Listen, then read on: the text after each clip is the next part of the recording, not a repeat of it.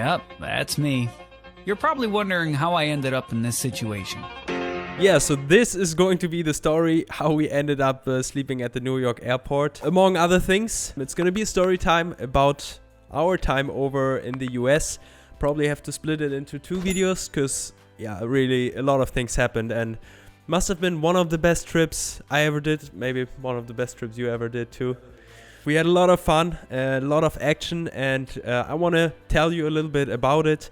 I made myself comfortable here, got a coffee, so yeah, let's get into it. Why did we go to the US in the first place?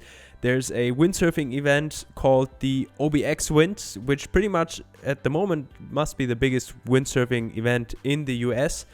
And I was supposed to go there for starboard, run a demo, and of course also compete in the competition that they run over there.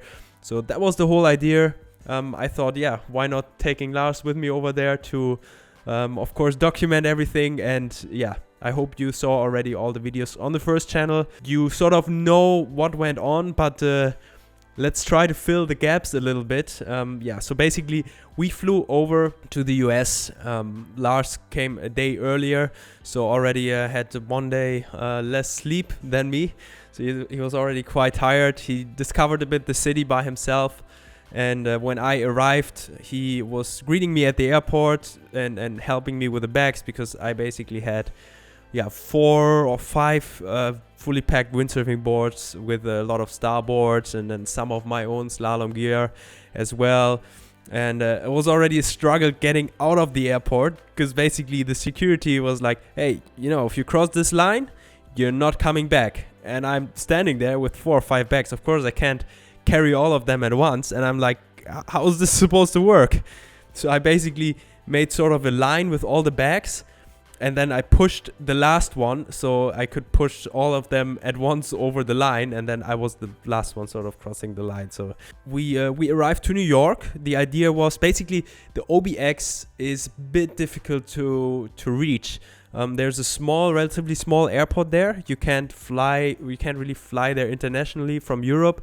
So you sort of have to fly to Charlotte or New York, but New York has the better airline connections. You find better flights there. But looking back, I don't know if I would fly to New York again, but we get to that in a second. So we get out of the airport. We were supposed to stay a night in New York in a hotel and take a rental car, and then the next day see the city, meet up with some windsurfers there. We were planning on going windsurfing in New York in front of the skyline. That didn't work out as well because we didn't have any wind. But the first main challenge was that the counter for picking up the rental car was closed by the time I arrived because my flight was a little bit late and the airport was under construction. So I had to take a bus and a train to get to the rental station. And it was closed by the time I arrived. I think it was must have been 12 a.m. at the time. So midnight. Station closed, went to the other 2 that were open. They told me they don't have any cars left. So we were sort of stuck. And the rental station was supposed to open again next day, I think at around 7 a.m. So we had all this gear. There was no taxi that could take us with all this gear. And we basically got stuck at the airport. And I was coming back to Lars, who was waiting with the equipment from where we came out. And I was sort of thinking, actually not too bad. If they open in about 7 hours, we can just, sit on the bags, sleep on the bags, and go there tomorrow and pick up the car tomorrow morning. I mean, it's not ideal, but, we're young, we can do it. Turns out, the airport in New York closes overnight. So we couldn't go inside the airport. It was closed. So basically, we had to sleep outside the airport. And it was freaking cold, I tell you. And it's not the nicest area. You don't want to stay there overnight. There were some shady people passing by. So since Lars already had way less sleep than me, I told him, try to sleep a bit. He covered himself with blankets, the dry rope. And we had all this camera gear and windsurf gear. So I didn't really want to sleep, so I tried to stay awake as much as possible. So we're sort of safe. But that was pretty gnarly. It was very, very exhausting. So next day, we got the car again with some complications because I didn't have a credit card, and we were going to drop off the rental car in another airport, and they would need a credit card. So Kurosh came. Kurosh working with Severn. We were going to do the trip together. We used his credit card, got to the hotel, had maybe like 1 or 2 hours of sleep, took a coffee, and then we went straight to New York City, where we were going to meet up with some windsurfers because, there was no wind, so we couldn't go windsurfing. We figured we'd meet them in the city. Paul, actually, shout out to you, Paul, works at Google, so he took us into the Google office, and it was a massive office, 30 stories. We got a little tour, and that was just nuts. I mean, they have an arcade room. They have plenty of kitchens, fully equipped with, cornflakes, everything you have in your own kitchen, and you can just use it, cafeterias, restaurants, cafes.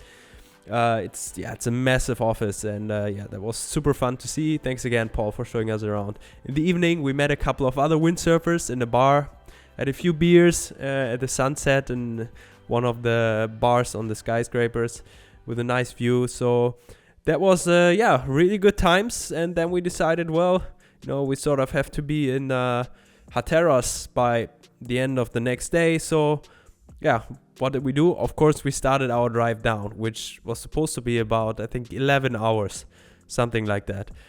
So again, very little sleep, had a few different shifts, drove halfway to Hatteras, took a hotel halfway through, got another couple of hours of sleep, not really much, started the drive again in the morning, and drove all the way through basically the east coast of America, all the way from New York to OBX, and it was very interesting to see as a European because it's so different there. The streets are massive. The kind of cars you see, people are very exposing in America. They have massive cars tuned up, and you sort of don't see that here. Some people have an airplane in their backyard, like a propeller airplane, which I don't know, they maybe fly to work with or whatever.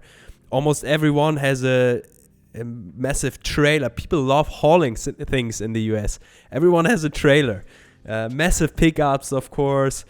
Super, super funny, like kind of restaurants and it was sort of just unreal and good to actually make the drive instead of flying, because you see so much more of the country and you see the people. So arrived finally in North Carolina at the Outer Banks, which was another unreal setting because you have a huge sandbank. It's full of sand, left and right, and we drove through this sand dune, also over those bridges which connects everything. Was an unreal setting, really, really cool to see. The wind also started increasing while we drove further south, and we arrived finally to Evan. Evan is the place in Outer Banks where the competition happens, where the windsurf shop is, and where everything is organized. Arrived to our house it's called Island Creek. It's like a very small sort of private island with a lot of super cool houses right on the spot. So we were so stoked to see that because it was blowing. We drove our car into the garage, which was literally right in front of the water, and was unreal, really. Trip so far only like sick experiences. Went straight to the beach. Wind was blowing, I think maybe 20-25 knots. People were out on the water having fun. Everyone was greeting us, of course we had to go on the water straight away. And then Lars flew out with the drone and we filmed a bit, and the wind was sort of dying, and then towards like the very end of the evening, all of a sudden the wind picked up and the sun came below the clouds, and we had the most incredible sunset I ever saw. And there was just a couple of guys out there blasting with me in this sunset. Like the footage looks insane, but it doesn't even do justice to how it really looked. It was just such an unreal evening, and I think we conveyed that pretty well in the video on the main channel, along with the music. It was just this is windsurfing at its best. But a very special spot there because it's shallow for far out, for kilometers out, which in certain wind directions makes it a bit challenging for the fin, because it's just deep enough for the 37-38 centimeter fin in certain areas. But yeah, that was our first, I think, 2 days in the US. So yeah, a lot of things happened within just 2 days. And next days the competition was supposed to start, but actually still a lot of people were still arriving, so atmosphere super friendly there, because they realized a lot of people still had to arrive, so they didn't just yet start with the competition. It was a very rainy day, but windy, so of course we went on the water, we did our training and our sessions there. Wind was a bit more onshore, water was deep enough, super fun jumping in the flat water. I'm sure you saw a couple of those clips maybe on Instagram or YouTube. On the 6.6, fully powered up, so that was really sick. Those houses again on this island there, they have like 3-4 bedrooms. So we were staying together with Lars, of course with Kurosh and with Brit from North Beach. Yeah, we had a jacuzzi on the second level, so one night we just sat in the jacuzzi. It was super cold outside and we just watched the windsurfers, you know, going forth and back. So the next day we obviously wanted to start with a long distance race. The wind sort of backed up, wasn't just enough. They did the start anyways just for the fun of it. It was obvious that wasn't gonna be enough for planing. The long distance race was postponed to a couple of days after. We had a few nice sessions explaining the equipment, the starboards that I had brought with me. So super great atmosphere. Good to meet all of you. A lot of people there were watching the videos and thanking me for the tutorials. So that was very nice experience always to meet people who watch and appreciate the videos. And yeah, finally the wind came back for the long distance race, and it came back strong. It was really strong. I was on a 6.6. 67 wide board, really powered up. So it was windy and we started the race. It was actually super nice and easy because they just announced the time via the megaphone on the boat. Everyone can just stand in the water, in waist deep water, wait for the start. It was a rapid start, meaning a jet ski opened the line. You can only pass behind the jet ski. I sort of started quite far downwind, because that's what you typically do in a long distance race. It's usually the more advantaged starting position, and the jet ski was a lot faster than expected, so I didn't really time the start well, because you don't really have a run up. You just wait with your gear in the water, you jump on, and then you go. That was that. But good races. If you want to know a little bit more about the races, you can check out the video on the main channel, because that's where we recapped the racing itself a bit. 2 proper long distance races, really exhausting, quite far. A chop outside got obviously bigger and bigger. Had a good fight there with Marco Lang, but in the end he was a bit faster. Then we also had which I learned later on was the US National Championship. It was sort of the normal slalom race, and that one went a lot better for me. Yeah, I think I feel comfortable on a normal slalom course. I'm more of a sprinter than a long distance runner. That worked better for me. I won all of the races. We had to eventually switch on seaweed fins. We went to the people there, the locals, to borrow seaweed fins, both Marco and I, who were sort of battling it out between each other. And I managed to borrow a Tectonics fin, and Marco had a Finnish carbon seaweed fin. And actually my fin turned out to be, I think, a bit better, even though it wasn't a carbon fin. And I had a bit more speed, and yeah, that's how that went. So really good racing. Luckily became US national champ. That was pretty much our time over at Hatteras. Again, big thanks and big shout out to all the people there. It was a great time, you know. I mean, you sleep there literally 10 meters away from the water, and that's where you sleep, you know. You wake up, you look out of the window, and you look onto the water. Underneath you have hooks for your rigs. You can leave the sails rigged and ready to go, and this is really it's a paradise. I highly recommend it to everyone to go and see that place. And next up we wanted to go to Miami. I think we'll do another story time for that. That was another insane experience to go down there and see what they're up to, the windsurfers they're up to. And I think we do that for another time. If you don't want to miss that, make sure to subscribe. I hope you enjoyed this little story time. A little bit of a different format to what we usually do here. A lot of talking and some images overlaid.